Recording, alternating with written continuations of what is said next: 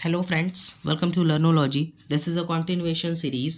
Means हम कुछ videos में 2024 बायोलॉजी क्वेश्चन पेपर सॉल्व कर रहे हैं which is from ICSE board. So our next question is last question, may be this is a last part as well. Question number 8, define the term ultra filtration. 1 marks में पूछा है। जब हम urine के production के 3 important steps को पढ़ते हैं, that is ultra filtration, reabsorption and tubular secretion, उसी में पहला स्टेप है that is ultra filtration. As the name suggest, ultra filtration यानी जो फिल्ट्रेशन होगा वो एक अल्ट्रा लेवल पे होगा। The blood flows through the glomerulus under great pressure which is much greater than in the capillaries elsewhere. The reason is for this greater pressure is that efferent arteriole is narrower than diaphragm। इससे भी आपके exam में question था। This high pressure, that is what called hydrostatic pressure, causes the liquid part of the blood to filter out, यानी liquid part of the blood filter हो जाएगा। Ultra level पे filtration होता है, इसी को हम क्या बोलते हैं? Ultra filtration. Question number 8 part 2, name the mineral elements required for. 2 number में सिर्फ मिनरल एलिमेंट्स पूछा था। क्लॉटिंग ऑफ ब्लड के लिए कौन सा मिनरल एलिमेंट रिस्पॉन्सिबल है? As you all know, the mineral element responsible for clotting of blood is calcium. What about synthesis of thyroxine? अगर हम थायरॉक्सिन की बात करते हैं तो आंख बंद कर हमारा आंसर होना चाहिए iodine. Correct answer for this question is iodine.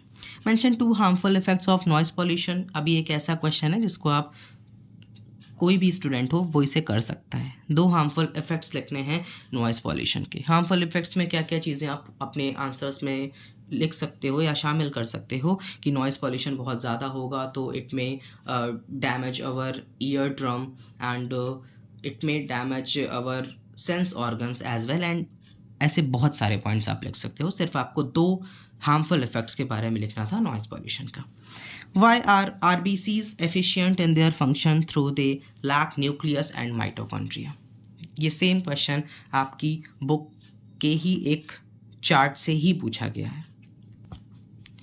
Say this everyone। Question है why are RBCs efficient in their function, यानी RBC अपने फंक्शन में एकदम एफिशिएंट है जबकि उसके पास ना तो न्यूक्लियस है ना तो माइटोकॉन्ड्रिया है। It is written here as well, no nucleus, no mitochondria, no endoplasmic reticulum.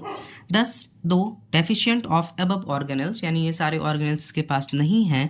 The mature red blood cells in reality are more efficient in carrying out their task of picking up and delivering oxygen.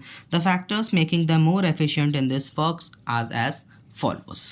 Loss of nucleus, nucleus अगर नहीं है तो आप देख रहे होगे nucleus होता तो कुछ समवॉट ऐसी RBC हमें दिखती, लेकिन न्यूक्लियस नहीं है तो उसका साइज थोड़ा सा बाई कॉनकेव हो चुका है। बाई कॉनकेव हो चुका है तो उससे होता क्या है कि जो सरफेस एरिया होता है, सरफेस एरिया वॉल्यूम रेशियो जो होता है वो इंक्रीज हो जाता है और काफ़ी ज़्यादा स्पेस भी प्रेजेंट होता है, so that more RBC can be accommodated in the same shape, same space, and और भी बहुत सारे रीजंस हैं। सो ये भी जो 2 नंबर का क्वेश्चन था ये आपकी बुक में ही पूरा गिवन है, डेफिशिएंट बट मोर एफिशिएंट। ये सेम टेबल या कुछ भी आप बोल सकते हो, मैंने अपने कम्युनिटी सेक्शन पे भी पोस्ट किया था। Next and last, the diagram given below represent a stage of mitosis. ये आपके सेल डिवीजन वाले पोर्शन से ये क्वेश्चन 3 मार्क्स का आया था।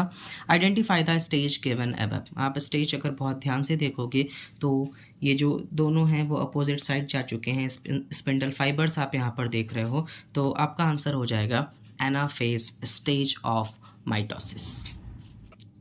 अब एनाफेज स्टेज में होता क्या है? एनाफेज स्टेज में जो सेंट्रोमियर होते हैं अटैचिंग द 2 क्रोमैटिड्स डिवाइड्स, ये जो सेंट्रोमियर आप देख रहे हो वो डिवाइड हो जाएंगे एंड वो एक अपोजिट पोल पर भी चले जाएंगे।